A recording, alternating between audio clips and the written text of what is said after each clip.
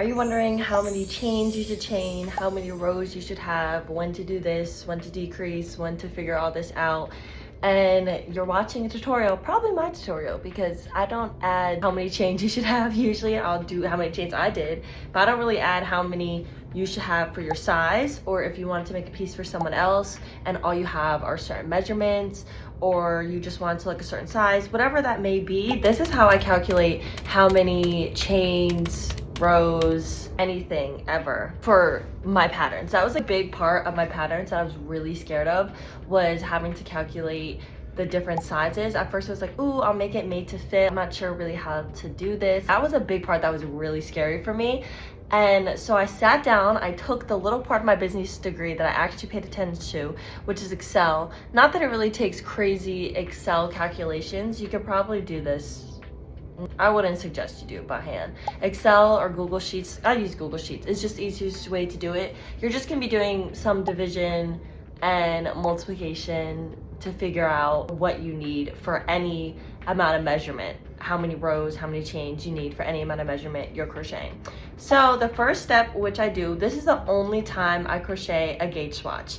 Crochet community hates gauge swatching, which I understand because for the most part, if it doesn't match up exactly, I'm sure crochet still looks fine. Like, crochet is pretty forgiving to the point where if I'm off by an inch or two, so what? Even if I'm off by a chain or anything or two. But this is what I do to, first I make a gauge swatch. You're gonna wanna use the same weight yarn that you're gonna use, the same crochet hook you're gonna use, and then you're gonna need a tape measure, something to just measure. So what I start by doing, you could just do whatever calculations you want to do. I suggest you do it by either 10 or 5, but depending on the stitch, if it's not just half double crochet, then it's not always that simple. But just do it by you're gonna just basically going to be making a square or whatever measurement. It doesn't matter. Just chain out how many you want. I suggest a number that is big enough so that you can calculate something, but so I would say more than 5, but also less than 20. You don't want it too big. So you're just gonna crochet, you're gonna chain out that small number, and then you're gonna make the gauge swatch, and you're just gonna go up rows. Sometimes I'll literally do a 10 by 10. So we're gonna use a fake example with fake numbers because I don't feel like crocheting a gauge swatch right now, quite frankly. Well, I could use my actual numbers from my sheets. Maybe that's what I'll do, so that this can have some truth behind it. So in all my patterns, for example, when I used, I don't remember what number hook I used. I guess that doesn't matter. I'm pretty sure I used a 5mm hook and weight for yarn, right? So I did 20 chains and then I did 14 rows of half double crochet, right? And then you have that little rectangle square shape that you have crocheted, and then you're gonna measure how wide it is. How wide is gonna tell us how many chains we need, and then how tall it is, which is gonna tell us how many rows we need, right? So I did 20 chains and it equal to be 5.5 inches, right?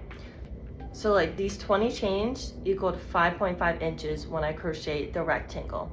So then I know what I'm gonna do in my Google Sheets. I'm gonna divide 5.5 by 20. So that's like, how much does this measurement, how much does each chain equal, right? That's gonna give us a unit measurement of the chain. So when I put that in Google Sheets, so basically, I'm pretty sure the formula, you just go on Google Sheets, you press equal, and then you're gonna take the measurement that you measure with your measuring tape or whatever, and then you're gonna divide it by how many chains you have. So for that, I got 0.275, right? And then we're just gonna keep that number in a box, keep it at the top. I always put my gauge swatch at the top, my measurements at the top, right? And then we're gonna do the same thing for the amount of rows that we have, right? So I did 14 rows and I have 5.5 inches again.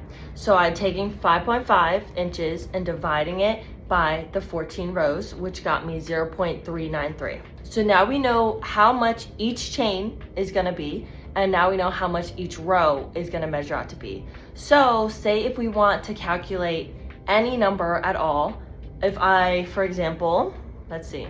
So if I'm making a cardigan, right? I know that I want it to be this long, right? I want the cardigan to go from some measurement that I measured. Even like what I do sometimes is I'll look up online, I'll be like, universal woman's measurements for jackets or for cardigans or whatever. And then I'll use my size and it'll be like, oh, the length of the cardigan for size small is going to be 27 inches long. So we need to think how many, if it's going up and down, that's the way you're crocheting. So if we're doing height, we're not thinking side to side, we're thinking height, how many rows am I gonna need, right? So we're like rows, we're gonna need the unit measurement for rows, right? So then you go back to that little unit measurement that you had at the top that we calculated for each row, which for me, it was 0.393, right? That's how much each row is. So if I need 27, give me a second. If I need 27 inches, all I have to do is divide 27 by 0.393. And that number is gonna tell me how many rows I need. So the number that I calculated, I got 68. So what I do sometimes too, if you want it to look nice, because sometimes it'll give you a decimal, it'll give you a random odd number, whatever. I just like to put, it's the function, it goes equal sign, even, and then like a parenthesis, and then you put the desired length measurement that you want divided by the unit price. And then that'll give you like even number, or if you don't care for the even number, you could just do to whole number. If you really want to keep it decimal, you could just do equals whole, and then, oh, is that whole? It's either whole or round. I think it might be round. One of the two, I don't know. Just try it out. And that will give you the number that you need. So then we could do the same thing for, if I want to calculate my back panel, right? And I'm looking, so my back panel I know is going to be 60, now what did I say? I think 64 rows tall, right? But how many chains? So then I go to the measurement I look for, which is the chest width. So I know for size small, I want it to be 25 inches wide. So like whole cardigan wide is going to be 25 inches. I know I'm gonna need side to side now. So now I need to know how many chains. So then I put in, wherever I'm calculating, I do equals, even, just to make sure it stays even. And then I'll put in, what was it? 25 divided by 0.275, and that got me to have 92 chains. So then I know if I want my body length to be 27 tall, 25 wide, I need 92 chains and 64 rows. And this can work for literally anything depending on what you are making. But for example, if you know that maybe it's not a cardigan, that's just rectangles, right? And you know that when I'm around my, I keep forgetting what this is called. Let me look it up because this has been annoying me. Measurement around chest. I think it's a bust though. So say for example, you want the bust of your top to be some circumference. So you measured around and you want it to be this amount. Then you know that, okay, I'll need this many chains here, right? And then you go down to your waist, which might be a different measurement, and you're like, I need this many here. So in that case, you know that from, let's do something random. So we'll say 27 for the waist and then 35 for the bust, right? So from to this row, you're going to need to somehow increase it to 8 inches wider. So then you would use the same measurements to be like, oh, I know that just random, I'm not calculating these right now because I don't feel like it, but like maybe I need to have 50 chains for the waist and I need to increase it up to 60. So then I know once I calculate those two numbers, I know that I'm gonna have to do increases either evenly, depending on how you want your top to fit. And even I feel like this could work for amigurumi too. So you could be like, okay, I made this many, each time I do an increase on each round, okay, now I know that I want it to be this big or this many, then now I have to divide. Every time I do an increase of 6, I know that it increases the whole circle by this much or something like that. You can honestly play around with the calculations, and it doesn't just have to be, let me see what else I do it for.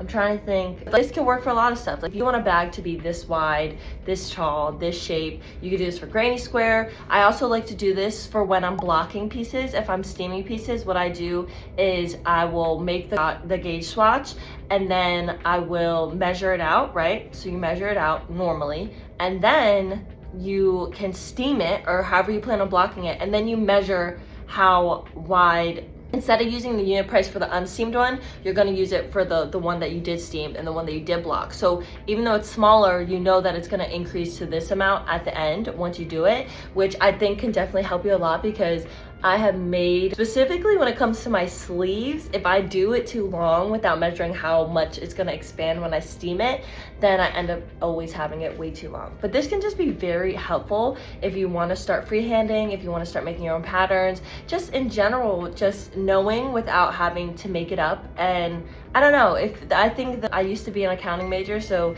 the accounting major in me just loves this figuring it all out. But I hope this made sense. I honestly wouldn't, so I'm gonna have, that's pretty much all I have for you guys today. I hope this made sense, and I hope that you're able to make something based off your own size. And also making this, really I think helps the most when you're making it for other people, because you're not just gonna sit there and measure against them every 5 seconds. And sometimes honestly, when you use a starting chain to measure how wide it's gonna be, doesn't always help, because when it comes to go, for example, I made a cardigan for my grandmother and I measured out the chain on her, and then I used double crochet, and when I tell you it expanded to be completely huge. I'm gonna have to make her another cardigan because she's complaining that it's too big. So, but this definitely helps, because sometimes the starting chain is not the actual measurement of what it's gonna be. So it's important to do your calculations, do your math, and then get into the funness of crochet. Bye.